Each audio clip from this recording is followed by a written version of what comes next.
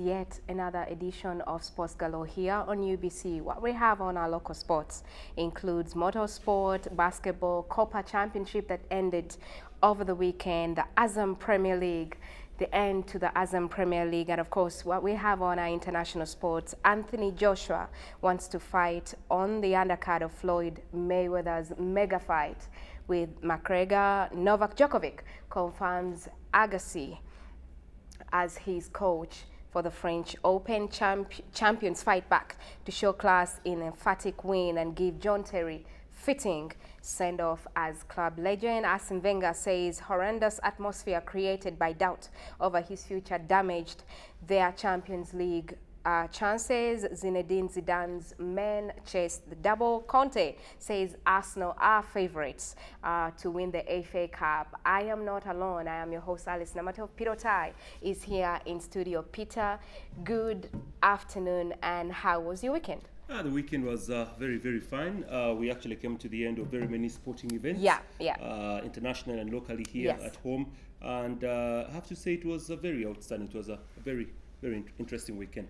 Okay, we'll start with what we have on our local sports, starting with motocross. Adam Issa Ralph is all excited about his return to the cockpit after nearly 11 months of absence. He will be returning with Fort Portal Rally 4th round of the National Rally Championship due 26th and 28th of this month. Yeah, Adam Issa actually comes back to Motor Rally at a time where very many drivers have actually, I can say, stepped up the gear. So it's going to be very, very difficult for Adam Issa to actually come back and see if he can actually compete with the rest of the drivers, the Fidditis of this world and the entire Desh Kananuras of this world. So it could be very difficult for Issa to actually come down and keep the run with the top notch of Ugandan motor racing. So to me, it is going to be very difficult for him to play catch up. He has a lot to do come a couple of weeks' time in Fort Portal.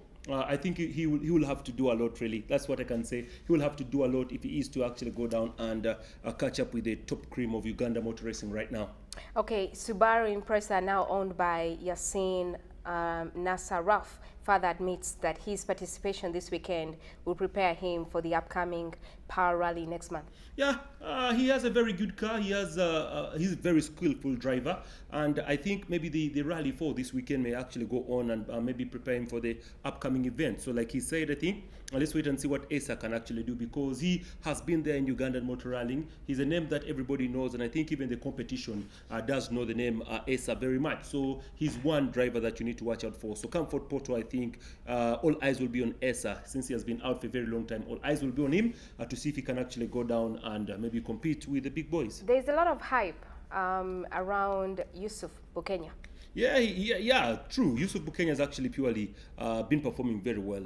The season has not done him very bad so far. He's one driver who has not been very lucky like the rest of the drivers. I think if he can actually go down and maintain the kind of form that he's currently having at the moment, I think he could actually go down and maybe collect something from the rally this year. So yes, Bukenya is one name that everybody shall talk about, and possibly the motor rally drivers could actually maybe have to watch out for him.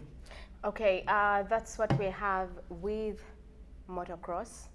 Of course, we do have the Fort Portal Rally over the weekend, but from that we go to basketball. After defeating defending champions City Oilers in the opening game of the season, Power already have their eyes on the next game and will not be heads over heels because of the results. The results, according to the team captain Joseph Ikong, will only matter if they go on to win more games and register better results at the end of the season. Yeah, Power, who are currently even being called right now the Betway Power, I think to me they are, I can say, one of the teams right now to beat in the basketball league that actually got underway on Friday, because Power played against City Oilers. City Oilers actually playing their first game minus Kami Kabangu, who actually transferred all the way to Rwanda to go and play his professional basketball there. The City Oilers have actually purely dominated Ugandan basketball. If I'm not very much mistaken, 3 years in a row they've been champion. And yes, I think this is a year that everybody is looking to beat City, that is the City Oilers. For the Power, they went on and signed about 7 players. A few players were actually unveiled. That was, I think, on either Wednesday. It was on Wednesday when they unveiled a few players like Kasekende Roni, together with a gentleman called Pippen. Is actually nicknamed Pippen. This Okot Sunday was actually also unveiled on Sunday, together with other basketballers. They have a very young lad, a 19-year-old a basketballer, also unveiled at the team. So yes, Power, who are known as the Betway Power, will actually be a team to reckon with. The mere fact that they've actually given City Oilers their first loss, I think this is like the beginning for Power, and they'll be the team to beat. Okay, Power through Michael Macchiadi Yes. Scored their first basket of the men's season and went on to register their first win in the men's division. Yeah, they are like I say, they are rich in form, they are rich in players, they are very, very interesting players. They have a blend of new players who have actually joined the older players. So it is a combination of the old and the young at Power. I think the Power of before that used to be very strong, the Power that actually used to perform very well and collect medals under the likes of a Fidra and the Blicks of this world is the same kind of Power now we are seeing, which has the likes of that is Makiadi over there, Okot Sandy over there, Kasekende is also over there, and Ikong available over there. So I think it is a Power side that we should watch out for this season, because it has some pretty interesting young talented basketballers mixed with the old guard. Okay, from that we go to football. We were here last week and we spoke about Ginger SS. Yes. Fielding the same players that are playing in the league are the same players that are playing at the Coca-Cola Copa Schools Championship. Today, as we speak, Ginger Chirinya SS are the champions of Coca-Cola Schools Championship. Yeah, in the Azam Uganda Premier League, they're called Chirinya Ginger SS. Yes. But in Coca-Cola, they're just called Ginger SS. Ginger SS. But they are relatively the same players. Yeah, not all that. The only player that actually plays at Ginger SS and has actually played in the Azam is a footballer called Madondo. That is Madondo. He actually scored about 12 goals in the Coca-Cola Schools event. I think he was the second top scorer in the Coca-Cola, which to me was actually, I can say, an event which was very, very colorful. Yeah. Apart from the incidences that actually graced the Chibuli game, where the referee was actually roughed up in that game for awarding a very stupid penalty and points to the opposition, and of course Chibuli having 2 footballers sent out of the match and even banned for a year. Apart from that incident, I think the Coca-Cola games actually went on very well, with of course Ginger SS beating Chitende in the penalty shootout. In the finals, yes. Yes, that game actually ended 1-1. Then it went for penalties, and we did see Ginger SS actually going on to win. But there are very many things that we need to look at in this game. Number one, Ginger SS had a lot of support, because not everybody down in Masaka was supporting Chitende. I think there is a very bad name that people go down and put on Chitende. They do not like Chitende very well. Even when Chitende lost the semi-final, I think the final again last year, because Chitende has lost now 2 finals in a row. They've lost 2 finals in a row. They lost to Chibuli last year. Then they've actually gone on to lose against Ginger SS. To me, Ginger SS were favorites. The way they've been playing, they've actually been very, very outstanding. The final that was played between them and Kitende, to me, was actually the real final. And I have to say the best team is the one that actually went on to win, because when you look at Ginger SS, from the qualifiers to everything, they have not lost. Apart from that loss they actually got when they were qualifying from Ginger. They were beaten by Ginger Progressive, Jipra. Jipra managed to beat Ginger SS in the qualification. Masaka did their job when it comes to mobilizing numbers. Yeah, Indeed, they did a good job. They did. It was a look at that, a well-attended game. Well-attended game. Actually, people began coming to watch games from as early as the morning hours. From 10 a.m. people would come and watch a game, most especially when the home side is playing, like Masaka SS and the rest that come from the greater Buganda region there. They would actually come down and watch. So to me, I think it was a very good job. Next year will be hosted by Ginger. I don't know if Ginger will actually put up a very good show like Masaka has done. Yes. One thing I know about Ginger is that they have more better facilities than Masaka. Because if you look at the Kakindu Stadium, it's a top pitch, very, very good pitch. Then you can actually go, I don't know if I don't know if this other stadium will be ready by then. The one, Bugembe. I don't know if Bugembe will be ready by then. Maybe a few games will be played at Jinja SS. A few games will be played at Jinja College. A few games can be played at Wanyange. So I think when it comes to facility, Jinja will actually put up a very, very good performance. And they have the crowd, by the way, that loves soccer. Chibuli playing for the third place position, and they won 1-0 against Nakaseke International. Yeah, you have to give them credit. To me, Chibuli had the team. It was actually the team To beat. because they're very interesting footballers on paper. But they played Chitende in the semi-finals. Yes, and they lost that one. Yeah. They actually did lose that one 2-1. But they are very interesting footballers. Poloto, Alan Okello, all those guys are inside there. Even the top scorer is actually available in Chibuli. So they are a team that everyone wanted to beat, defending champions. Unfortunately, they went on to lose that game. And they went on to win the bronze medal, beating Nakaseke. But you have to give credit to teams like Nakaseke, give credit to Jinja SS for winning. Chitende. Masaka. Yes, Chitende for always being there. Masaka for hosting. You have to give them credit for hosting this event. Colorful attendance, I have to say. It was a beautiful game of football that was well attended. Most valuable player, Ivan Wanji from Jinja SS. Yes, Ivan Top scorer, Wanji. Abdallah. Yes, Ivan. Senyonga from St. Juliana, 16 goals. Yeah, true. Wanji actually, very, very good footballer. You have to give him credit for the play he actually brought into the game, and also the top scorer there from St. Julian. I think it was very outstanding to see how goals were scored this time. 16 goals. There is a footballer that scored 9 goals in one match. Alan Okello scored 4 goals in one match. So this year was basically a year of goals. But again, I'll actually come down and criticize the way we actually organize for this event. Because if the Coca-Cola is supposed to be the creme de la creme of schools football in this country, then I think we need to take the best of the best. Why should we take a school that is actually conceding 16 goals to nil? The same school conceding 9 goals to nil. So I think in the vetting process, in the qualification process, let's try very hard and take the creme de la creme. Let's take the best schools to go down and compete for the honors. That's how we can actually go down and maybe get the best of these lads. And also, the Coca-Cola guys should come up and try and screen footballers. Why should we have footballers playing in the Azam Uganda Premier League, playing in the big league, and the same footballers are competing for places with the young lads that have never actually shown their talents out? So to me, there are things that need to be done in order for us to promote football in this country, and some of these things should be that. Okay, Azam Premier League ended over the weekend. Yes. KCCA crowned as league champions. Yes. It was a very colorful ceremony. Mulindwa was there. FUFA president was there. Sadolin losing 2-1 at KCC. 2 first-half goals from the league's top marksman, Geoffrey Serunkuma, and a beauty from midfield game, Tom Masiko, Reina for the hosts, while Karim Ndugwa scored the visitors' consolation.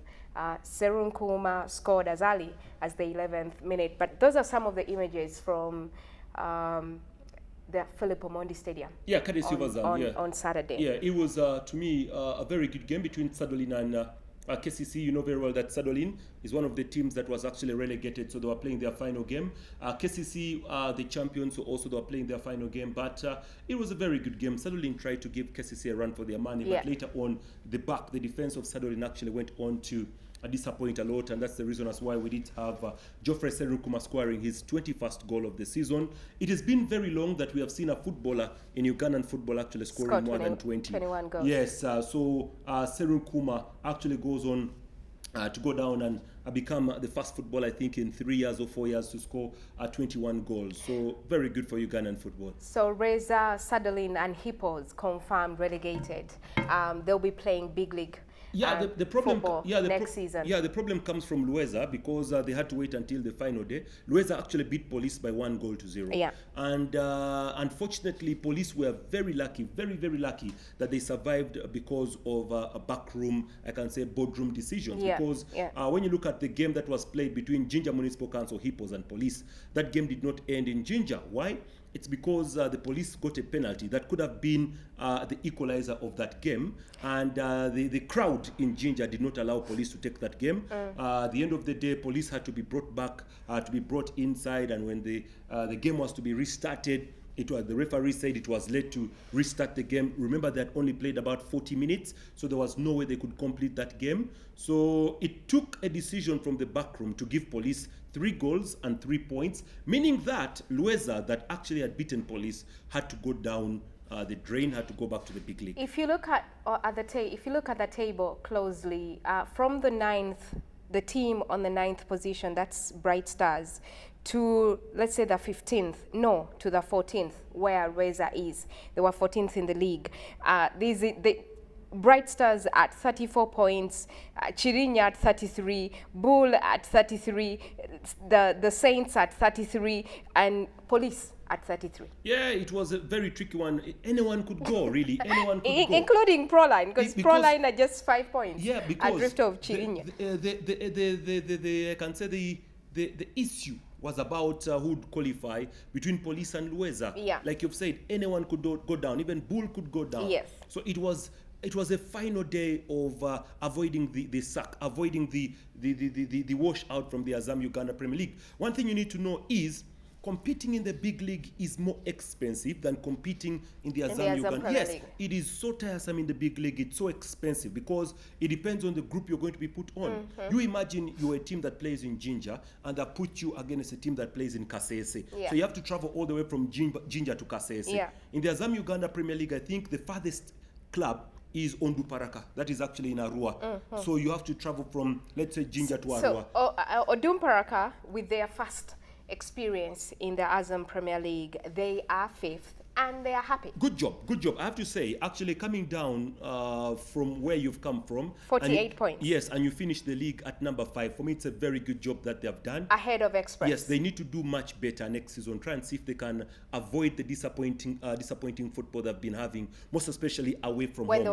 When they were playing away from home. Onduparaka are currently unbeaten at the Greenlight Stadium. Yeah. But when you see them playing away from home, they're actually a little bit disappointing. So they need to begin balancing the form. The away form vis-a-vis the home form, they have to try and see how they can work on that very well in order to actually maybe improve next season. Okay, AC Villa confirming themselves as runners-up. They will be playing Confederations Cup. It depends. Next season. It depends if maybe Paida Black Angels win the Uganda Cup and fail to go and actually represent the country, because Paida Black Angels have already beaten Sadolin by 2-0 in the first leg of the semi-final. They are waiting for the return leg. I think that shall be played, I think, this week or next week here in Kampala. Paida Black Angels have 1 leg already in the final. Then there is that semi-final to be played between Express and KCC. You know very well that KCC are the winners of the league, so they represent Uganda in the Champions League. Yes. So if Express goes and beats KCC for the slot of the final of the Uganda Cup and go on and beat the winner between Paida and Sadolin, then Express can represent. So it's still very much open, very much open. But if Paida Black Angels reaches the final together with maybe KCC, and Paida cannot represent the country, then Sports Club Villa can come through. Yes, but Paida Black Angels will first be given priority. Vipers, with all their problems, 52 points in the league. They had the opportunity of winning the league, and it all went to shambles. With a few games, they drew, and then had a few games they lost away from home, introducing this coach, sacking the other one. So in the middle of the season, they sacked 2 coaches, brought in a foreign coach, and then the team that the foreign coach had on their bench was not agreeing with the foreign coach. Yeah, true. There were very many coaches. Really, there were very many coaches at Vipers. Very many coaches at Vipers. So I think it was Miguel da Costa who told the proprietor of the club, that is Lawrence Mulindwa, to try and reduce on the amount of coaches that are on the bench. Because if you have over 5 coaches giving instruction, everyone is giving instruction, the foreign coach does not know what he's doing. Exactly. So at the end of the day, you need to cut down on the amount of coaches you have to about 2. And that's the reason as why it's Miguel da Costa together with Galore are the ones handling Vipers. And you realize that when those 2 began working together, at least something began moving. something began moving over there. They managed to beat KCC at the Philip Omondi Stadium, even though they lost the game in Masaka against Villa, which they complained about. Ill treatment, that's what they complained about. So apart from that, I think the Vipers, administratively, the issue of firing and hiring also became a little bit of a problem. I think if they can maintain the consistency like the way KCC has maintained, then it will be very okay for them. Case also is Villa. They need to maintain consistency in management. Yeah. Also, the other issue I've seen in the league is the inconsistency of Express. Last season, they played way better. They were a good team. This season, difficulty after difficulty. I thought when they get money, there was a lot of money. It depends which money you're fundraised. talking. It depends on the money you're talking about. And then Saddam Juma left the club. Exactly. Captain left the club for KCCA. How do a club like Express that has too many funds, that have the money at hand, though it has not been managed well, finish the league behind a team that has just graced big, that has just graced Super League football in Odumparaka? To tell you the truth, Express has problems. These are problems that people are not coming out to officially tell everyone. But Express has a financial problem. Yes, there was money that they said was contributed, but this Supersport gave them about 50 million. DSTV, but is the money there? DSTV rather, they gave them about 50 million shillings at some point. But did they come out to actually show everyone how they spent the money? They did not. And there has to be a question. So they received the money and then they don't know what to do with it. I don't know exactly if they did receive the money. I had a chat with Saddam Juma about a month ago. Yes. And he told me how he waits for a salary of January and gets it in March. Like I said, and you want him to play football. Like I told you, Express is currently having a financial problem. The fans do not want to accept the problem in the club. It is not until the fans... So it's an administration problem? It does not only stop there, but I think there is an element that the fans need to accept. Yeah. People need to accept that there is a problem at Express Football Club and that problem should be diagnosed. So how do they fix the problem? You have Nyola who does things by himself. Then you have other people. You have, I think, also Buganda who has an interest because the pitch belongs to them. Exactly. All those are problems. All those are problems that need to be sorted. You have Express games that are moved to another place because Buganda has the women's tournament going on and they say, we want to use Wankulukuku. Yeah, like I said, Express actually, their home is Wankulukuku. But there is a lot of pulling here and there. You cannot actually get the actual fact on who owns. That is Wankulukuku. I think Wankulukuku belongs to Kakungulu. Not to Kakungulu. Wankulukuku actually, rumor is officially it belongs to Buganda. But yes, for it belongs to Buganda, but it belongs to Nalinya. It belongs to Nalinya. No, it belongs to Nalinya. That is the element. But there are again other people who say that when the Kabaka was giving Express that ground, he actually stood on the hill and said, this ground belongs to, gave it to Express. So there is that pulling on who owns. So Express has to train in the morning, then they say, no, let's have the Buganda women's finals played at. It is a problem. It is a problem that we are having right now. A problematic issue that it's a cancer that we need to accept that we have a problem at the club. Yes, football. It is. So you have only KCCA and Odumparaka that administratively are sort of okay. KCC Odumparaka, very well, I have to admit. But then you have SC Villa that have their wars here and there and then... Yeah, I have to admit, if you go down and look at how the structure of KCCA has been drawn, you'd fall in love with it. You look at how the structure of Odumparaka has been drawn, apart from the few, I can say, problems they could be having administratively, a few, not much, but just a few. They are minor. They're just minor that can actually be sorted out. Everything in Odumparaka is perfect. Everything is perfect. From the way the team is organized, the way the team is moving, the way the team dresses, you fall in love with the team called Odumparaka. So today, KCCA joins the ranks of teams that have an official kit. But of course, they got about 1,000, I think, replica jerseys. Yeah, they give the fans. Either the fans, They give the fans. will be able, if you buy a ticket. I was listening to the chairman on radio. He says either when you buy a season, you buy a ticket to watch one of their games. It was a ticket for tomorrow's Confederations Cup against Club Africain. Yeah. That was what they had said. If you buy that ticket, then you enter the raffle. There was There's a raffle, then which was done on Saturday. So why, if you're a KCCA fan who always goes to watch the games, why do you have to get into a raffle to get these sort of 1,000 replica jerseys that they have gotten for the club? I think that is an administrative thing that can be sorted out, because to me, if somebody holds a seasonal ticket or a seasonal card, I think he's entitled to a jersey. Yes. You shouldn't put a person who holds a season ticket together with a person who comes and buys one ticket every match to go in a raffle. No, I think that was very wrong. So the element of the jerseys should be, I think, given to seasonal ticket holders should be receiving their jerseys, and those jerseys should be sent specifically to that person. Because if I hold my season ticket, which means you have my the details. Yes. So look at the details and send me my jersey. Yes. Get DHL to But I think what they are doing right now is okay. It's a good thing. I love what they're doing. The game that was over the weekend was free of charge, though I have to say I was very disappointed with the turn-up. It was 3 p.m. There were hardly, I can say, 200 fans in the stadium for a free game. Now, to me, as Otai, it actually showed me that KCCA has a lot to do in order to get pull the fans. Yeah. Yes, because if you look at KCC vis-a-vis Vipers, KCC vis-a-vis Onduparaka, KCC vis-a-vis Villa, you realize that there is a big difference in fan base. Villa has, Express does, Vipers does, but then you have KCCA that has no numbers. I can tell you that if this game, if Onduparaka were the champions, and that game was taken to the Greenlight Stadium, and they say this match is free at the Greenlight would be full to capacity. They would even tell people, go back.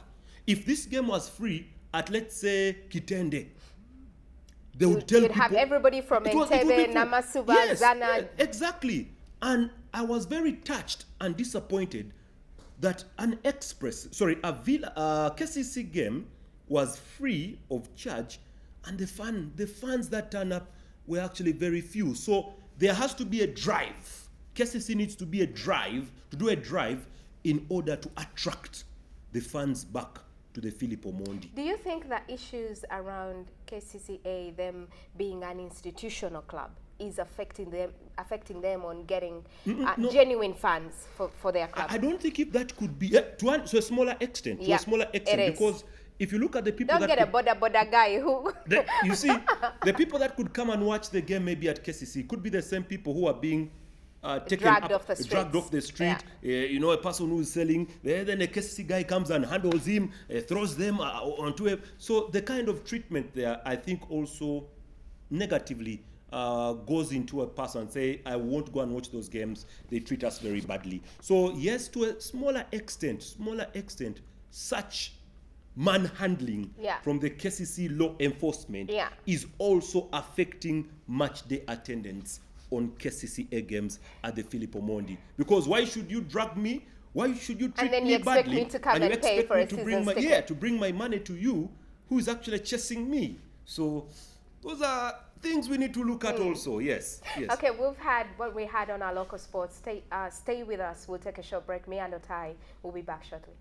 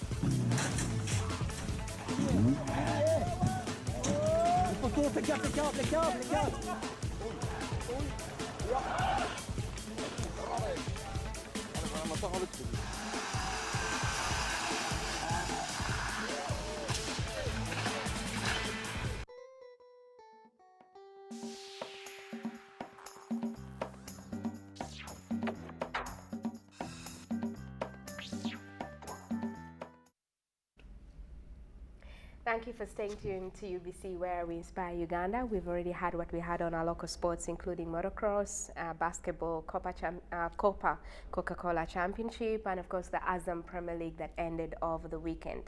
We have a lot on our international sports, starting with boxing. Anthony Joshua asking to join the card of Mayweather-McGregor's fight. MMA champion, MMA fighter that's known in England that has the numbers. And then you have Mayweather, a WBC champion in boxing who retired, but they have this sort of fight that's going to happen purely for money. This is just a money-making business. Yes, it is. It is. So Anthony Joshua, who's just finished a fight against Klitschko, wants to be on the undercard of that fight. I think it would be very good to have Anthony Joshua on the undercard of the fight. He brings in some bit of flair. The mere fact that he is a champion, has managed to beat Klitschko, everybody would want to watch Anthony Joshua actually box on that fight. So why not? Give him. Let him actually go down and bring in crowd, because if Anthony Joshua is in, I think the fight will be so nice, because as we wait for the main fight, we have Anthony Joshua actually fighting as an undercard. So to me, it would be good. It would be good for the show. It would be good for boxing lovers, and it would be also good for the promoter who will be getting the money. Unfortunately, he's the promoter. Okay, Mayweather fighting McGregor. Yes. This is an MMA fighter. Yes. Who is going to come in the ring and fight purely 100% typical boxing champion. This reminds me of the kicks. This reminds me of the movie Rocky. I don't know which Rocky it was. Was it Rocky 3 or Rocky 4? Where we had a wrestler coming to fight against Rocky. It was weird. But having somebody that comes from a different style of fighting to strictly boxing, I really want to see how far this will be ending, really, because these are two different fights, two different. So MMA is trying to get as much publicity as they can with one of the biggest names. Yes. Going to fight Mayweather. It's just about publicity, because if you go down and look at WWE right now, I think it has been way publicized that everybody knows about the wrestling.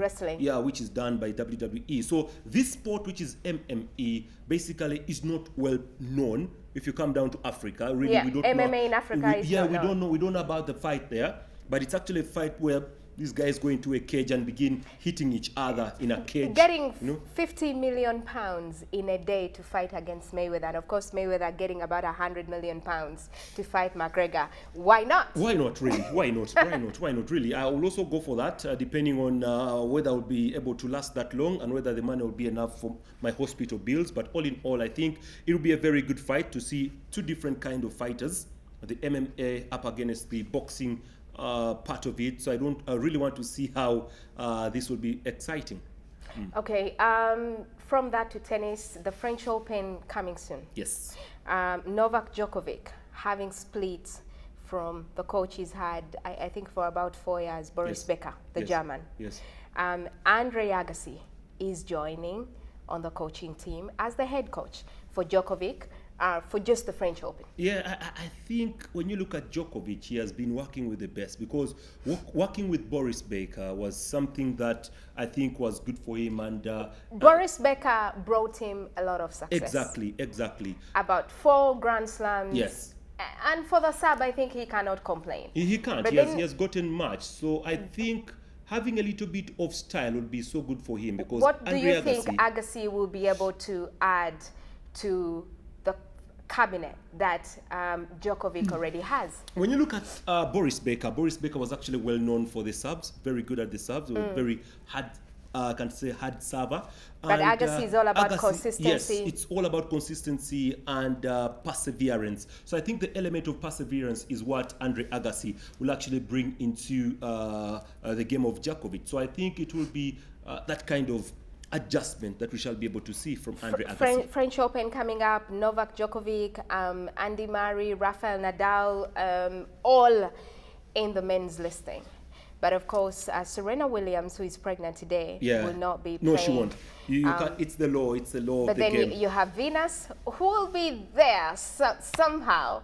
But of course, for the men's, the competition is going to be really tight. Yeah, it will be very tight. The mere fact that we did see Nadal winning in Barcelona, Spain. He won the Madrid Open. Yes, everybody. Yeah, everybody will actually be on him. He lost at the Italian Open. Yeah, the French Open is basically a clay court, so I think everybody will be able to maybe put his eyes on Rafael Nadal when the French Open gets underway. Okay, we had a lot of leagues around the world ending. Bundesliga ended on Saturday with Bayern Munich consolidating themselves as the team from that region to beat. Well, I think you have the La Liga that ended. Yes. As well on Sunday. Real Madrid claiming their first title in over 4 seasons. Yes, yes. You have the Premier League that ended also yesterday on Sunday. Tottenham showing everybody that I am not in second position by chance. They hit, I think, Hull City 7-1. Yeah, that just come from another 6-1 win over Leicester. Yes, and then you have a 7-1. Yeah. You have Chelsea that gave a very good send-off for John Terry. Yes, I think yes. 5-1 winners of the weekend. The other game for me was Swansea coming back to win 2-1 on Sunday. But of course, the other big game was Arsenal winning 3-1 against Everton, but also Liverpool making sure that they won their game. So there is nothing for Arsenal to look forward to this season besides them winning the FA Cup and playing Europa football next season. Yeah, Europa is for Arsenal. There is no doubt about that. They actually failed to surpass Liverpool Football Club. Liverpool actually 1 point better than Arsenal Football Club. I think it was 75, 74 or 76, 75. I can't remember my details over there. Arsenal will have themselves to blame for not turning up to play in Champions League next season. But I think a season out will actually make Arsenal weigh their options on what to do for next season, because now Arsene Wenger next season will be having a lot of pressure because you have Europa on a Thursday, and then you have to play on Sunday. I think Sunday or Saturday. Yeah, so Arsene Wenger to me will be on pressure, and that pressure is to deliver. This is the Arsenal game where they played against Everton Football Club. I have to say, I'm 3-1. They had a red card early in the game. Yeah, I'm very disappointed with Danny Welbeck. On very many occasions, Welbeck seems to be missing goals at close range, really. But all in all, I think it was a very good game. I think this is the red card that went to Koscielny. Unfortunately for the Arsenal, Koscielny won't be available to play in the final against Chelsea in the FA Cup. And to me, Koscielny is the best centre-back in the Premier League. To me, best centre-back in the Premier League, and he will definitely be missed a lot by Arsenal Football Club. You really need Koscielny when you play against a team like Chelsea.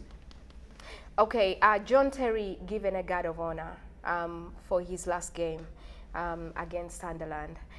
What a legend John Terry has been for country and club. Yeah, he has lifted very many trophies at Chelsea Football Club. Unfortunately, he now has to hand over the captaincy to Gary Cahill, because the new captain for Chelsea will be Gary Cahill. And for John Terry, I was listening to his speech where he said he will continue to support the club. He will keep on coming down to work with the club, and never know one day he'll be back in the club. That's what John Terry said. So he'll be leaving Chelsea, possibly to go and play the game of football in China, because he's still very young, about 33, if I'm not mistaken. He'll be going down to China to play and continue with his football career. But I think he has given a lot to Chelsea, and the faith that all the players have and the crowd has on John Terry, you really have to give him credit for the spirit of Still talking about legends retiring from football. John Terry retiring, Philip Lahm and Alonso at Bayern Munich said farewell in their final game over the weekend. I have to say, for the element of Philip Lahm, it got most of us unaware, because Philip Lahm is still young, really. He's still young. He says no. First, we thought he wanted to concentrate on club football when he retired from playing international football. Then all of a sudden he says, look, I think enough is enough for me. I've done enough for this club and country. I have done enough for Bayern Munich. I am done. He has actually, to me, he's a kind of example that very many should actually borrow from. I don't think if Philip Lam is above 29 years, really. I really don't think if he's above that. But why would he retire? He's had it all. No, yes, he has it all. Football is... I mean, you've won the World Cup, you've won so many Champions League, you have won the Bundesliga as many times as possible. Yeah. So to me, football is very taxing. You know, if you're a family man, football is like being in the army, whereby you have to move from one country to the other, maybe to fight a battle. You have to be on guard 24/7. Yes, you have to be on guard 24/7. The difference of footballers in Europe and the footballers in Uganda is that the footballers in Europe it's a job. It's a job, and that job and it's a is taken seriously in a way that you're monitored. Everything you don't in your life, see your wife for so long. Exactly. You have to only go on holiday when the club is... Exactly. So even though you're staying at home, but you're monitored. What you eat is monitored. What you drink is monitored. Your social life is monitored. So you're not a free man. Actually, when you're playing football out in Europe, it's a full-time job. You're not a free man. So Alonso also retiring from all competitions. Yes. World Cup winning player with Spain. And of course, for Bayern Munich, he has been an excellent player. I think Alonso, we have to give credit to him. He has managed to win very many awards ever since he switched. I think it was from Real Madrid to go down and play the game of football down at Bayern Munich. For me, his performance has been very outstanding. When you look at his records, he has actually been very accurate with his passes, with his movements, with his tackles. I think Alonso has actually given his life to football very well, and if we are to talk about some good midfielders in the world, I think Alonso's name will actually crop up from the many that are there. Okay, Real Madrid winning La Liga title in over 5 years. It has been Atletico Madrid, it has been Barcelona, yes. all through. Of course, Atletico in between won La Liga title, but of course it has been Barcelona all the way. But this time it was a very hard-fought win against Malaga. Yeah, it went to the wire. It was 2-0, and for Real Madrid you would have expected a basket of goals, but it wasn't like that. It wasn't very easy. Final game, you know, anything could happen, because if Real Madrid had lost that game to Malaga and Barcelona won its game, then Barcelona would be champions. This is actually an element that dates way back, whereby some couple of years ago, I think I've forgotten the years, but it must be between the 80s and 70s, where we did see Real Madrid lose the trophy on the final day. And that was something that the same players did not want to repeat. And the performance that they played or they put up yesterday was actually very outstanding, going on to win that game convincingly. Again, Ronaldo was there to the rescue. You have to give credit to Ronaldo for going on to perform very well this season for Real Madrid. Do you think Real Madrid are the favorites are playing against Juventus on 3rd of June? They will be the favorites. They will be the favorites because statistics are actually on their favor. When you look at Juventus Football Club, they've actually been at the final a couple of times. They've failed to win it. Real Madrid, when they're in the final, they normally win it. So yes, statistically, Real Madrid are favorites. Statistically, Juventus are not the favorites. And there is a lot to do. So you think Real Madrid exiting Copa del Rey at a very early stage was the reason as to why they concentrated more? They didn't have a lot of games to play. I think it was just concentrate on the league and then also play Champions League football. Was it the reason why it was in their favor to win the league? Very true. When you look at Real Madrid and Copa del Rey, by the way, they got out of the Copa del Rey, if I'm not mistaken, on weird issues because they fielded a player. Footballer. Yes. That is something that who didn't have a license to play that season. So you get a little bit surprised as to why and who fielded the player. Because I think everybody knows his job. So why field an ineligible footballer for a tournament like Copa del Rey? I think these guys knew what they were doing, and they just wanted to exit that trophy and maybe concentrate on Champions League. So Zinedine Zidane as a coach, not so many actually believed in him as a coach. People believed in him as a player, yes, but they didn't believe him as a coach. Yeah, they are now believing in him. So World Cup winning coach. Yes. Now he's a Champions League winning coach. Yes. He's in the finals. He has played for Real Madrid as many games as possible. Now he's sitting in that hot seat as a coach, and somehow he's delivering. Yeah, actually, when you look at Zinedine, he joins the bandwagon of footballers in Spain. coaching who have actually won the trophy as a player and as a coach, then as a coach. For the club. He wants to join also the bandwagon of footballers players and coaches who have won the Champions League as a player and a coach. So I think he's chasing history. He's basically one person trying to look for history, because not very many thought that he had the credentials to actually coach a team like Real Madrid. But I think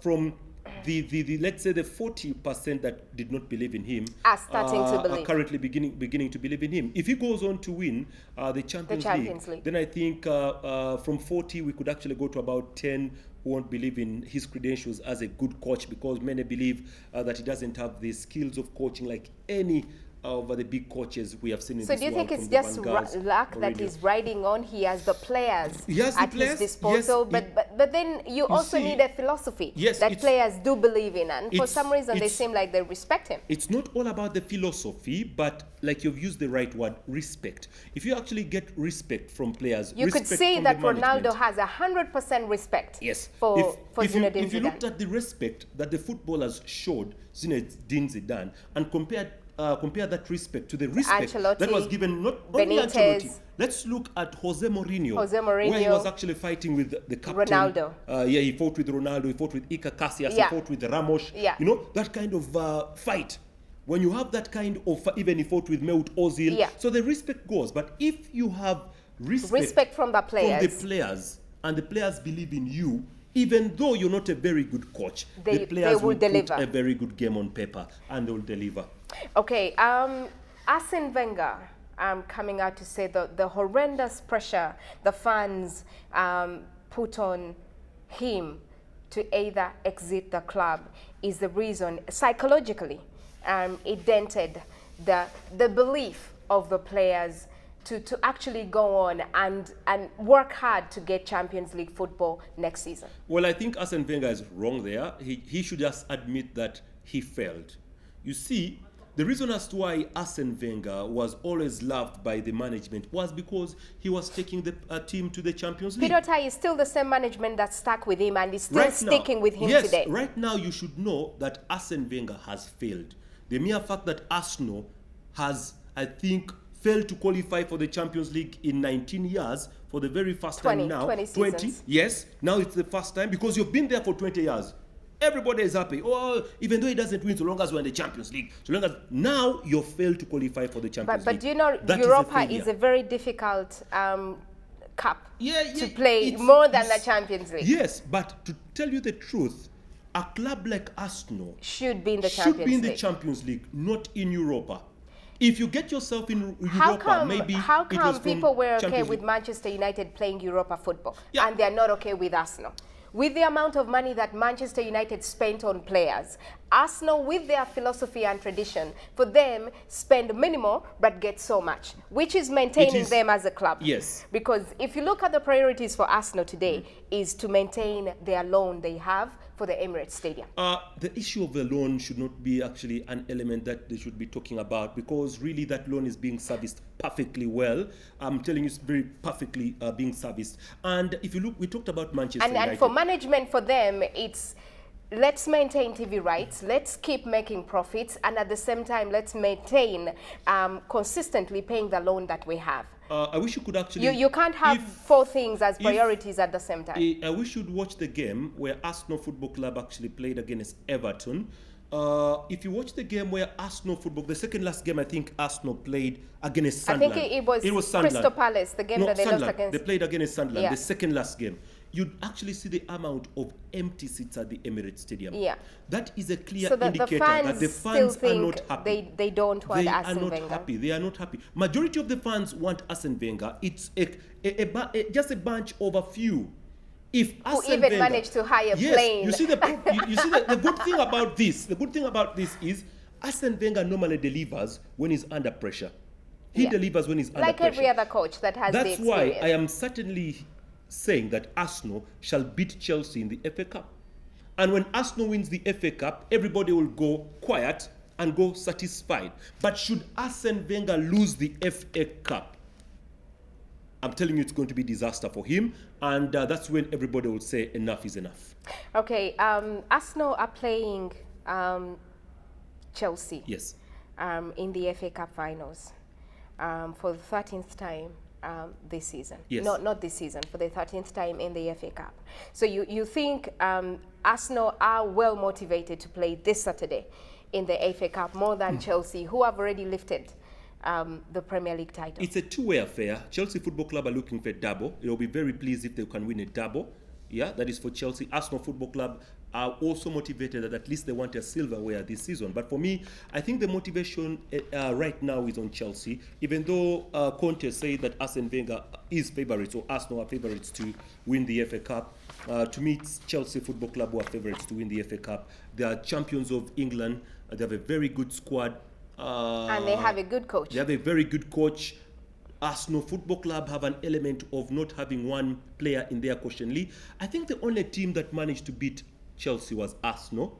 If you remember very well, Conte was actually beaten by Arsenal convincingly in, I think, one of his first games there. So Conte could have studied the methods of Arsenal very well. Stupidly, I'm sorry to use that word, Arsene Wenger seems to be using the same kind of system that Conte is using with three defenders. And Conte is the master of using such a formation. So that could be the problem. So I don't know exactly what system Wenger will use, the mere fact that now Koscielny is out of the game. So Sunderland are out of top flight football. Yeah, they've been relegated. Defoe, the man who was somehow known what to do at what time, do you think he will stay playing championship football? No. I think with the kind of skill that he has possessed in the Premier League this season, the new clubs that are coming up could actually go on and buy him. So and I get think his services. Yes, he could be playing Manchester Premier League City, football with next all season. the money that they have, it has been a very difficult season for Pep Guardiola. Yeah, he will accept. Yeah, he accepted already. His first season,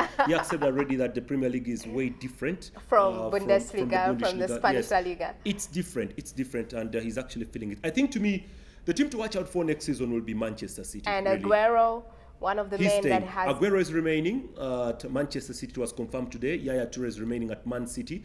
I think Man City will be adding more players onto their system. So like I said before, team to watch out for next season, Manchester Man City. City. They have the money, they have the coach. Jurgen Klopp. I might say Jurgen Klopp in his first season. I really, he has suffered, but I don't see him next season doing something. I don't see him win the Liverpool league. hasn't been playing Champions League football for how long? Yeah, for a long time. And now they are back where they're supposed to be. And they'll be stretched. That's why I'm telling you, I don't see Jurgen Klopp perform well next season. The only so team, it will be Arsenal the back. only team, even Arsenal, really, I don't see Arsenal. I'll be looking at Man City. I'll be looking at Chelsea to try and maintain the win. And I'll actually try and look at Manchester United. For Arsenal Football Club, maybe if they can change the coach, they will try. Peter Otai, thank you so much for being here for this edition of Sports Galore. Like to say thank you to the producer of the show, Mr. Othman Sempebo, executive producer, Mr. Dean Chibirige. Thank you so much for making sure that we have Sports Galore every Monday. You, the fans that watch UBC every Monday and watch me and Otai every Monday, thank you so much. Champions League will be back. Yeah, we have the final. We have the final of Europa this Wednesday. Yes. And of course, we have the final of Europa. Yeah, we have both finals. We have the final of Europa and we have the final of the Champions League. Of the Champions League here on UBC. So why don't you stay with us? Because we are number one. More quality programming is on next. Good afternoon.